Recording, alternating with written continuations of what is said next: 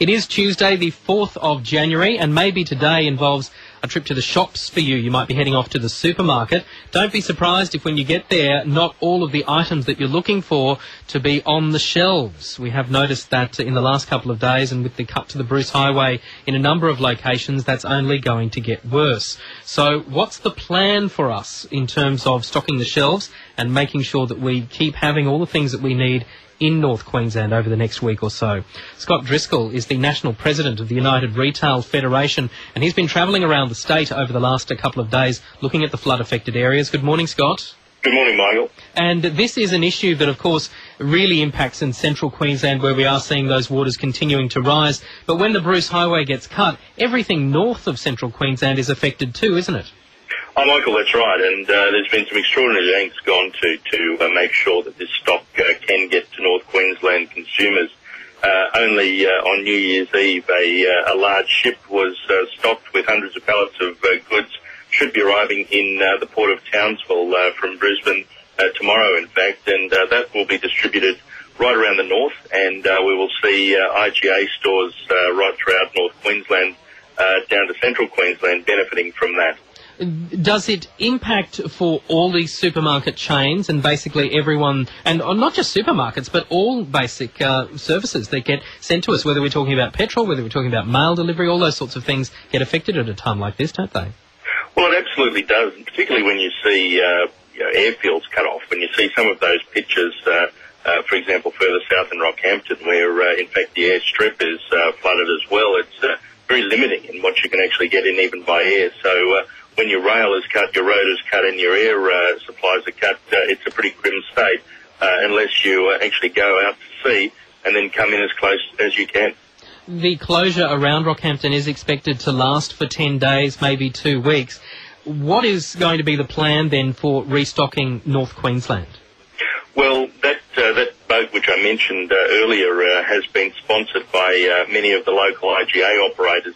These are people in their local communities throughout North Queensland who've actually opted to pay for this ship to come up and restock their shelves. These guys are going to extreme lengths to make sure that consumers up there aren't left with empty shelves. They're doing a massive job under very, very trying conditions. Many of them are affected themselves by these floods, but they're fighting on because they know that so many people are relying on them. So I think North Queensland, particularly via this ship coming up, which should arrive in Townsville tomorrow and then have those goods distributed across the north, will make sure that IGA stores at least are back online, which is a great thing for locals. Would there be an expectation that another ship would have to come?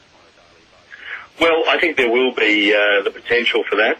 We really need to see what the roads do and what the flooding does over the coming week, and look at where opportunities will open up. I mean, this is really quite an extraordinary situation where you're looking at flooding going, changing by the hour, literally, and knowing whether roads are accessible in the morning and not in the afternoon. So, look, there are other instances, of course, where trucks are going as far north as they can to Gladstone, and then stuff's getting put on barges and ships and being taken in by the sea to places like Rockhampton, as I said, further south. So logistically, this is a massive task, and one that's being handled extremely well by a lot of people dedicated to the outcome.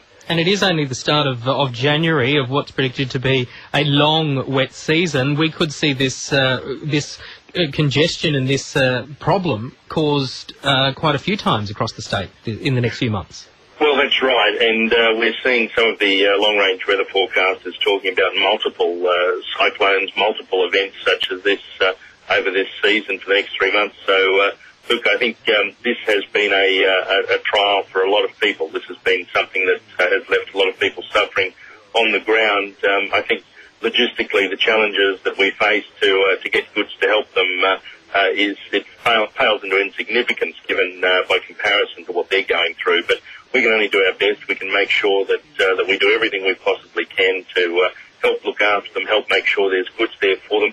And the other thing too is I'm travelling to Bundaberg tomorrow, for example, with about $10,000 worth of IGA vouchers to give out to the people most affected. Now, it's important we get the stock on the shelves, and then to be able to back that up with these vouchers for people who are basically left homeless, basically left without anything. This is some of the work that's being done on the ground, and it's credit to Queenslanders. And it certainly is that is the area of main concern. North Queensland spared the serious weather, and we're very thankful for that.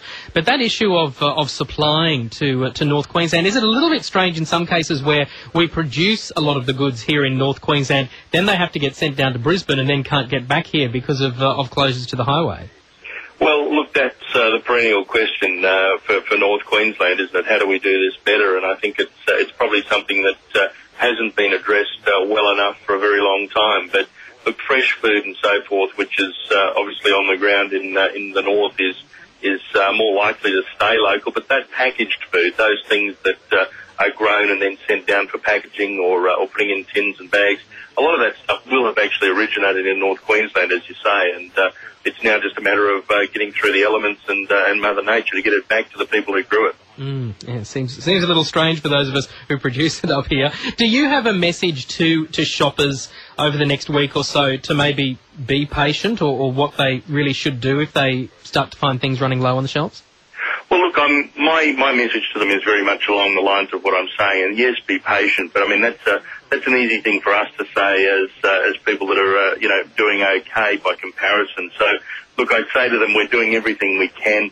You've got some locally owned retailers up there that are actually bending over backwards and, in fact, spending hundreds of thousands of dollars of their own money just to get that stock onto the shelves. So if you do happen to walk into a local store and what you might have liked in the particular brand that's not there, just understand that there are great lengths being gone to by the local store owners to get these sorts of things back into the shelves. As I say, local IGA operators have spent in excess of $100,000 to get one ship up to Townsville so that the north can be have its shelves stocked again. So these are pretty big efforts that are going to, and people are doing all they can.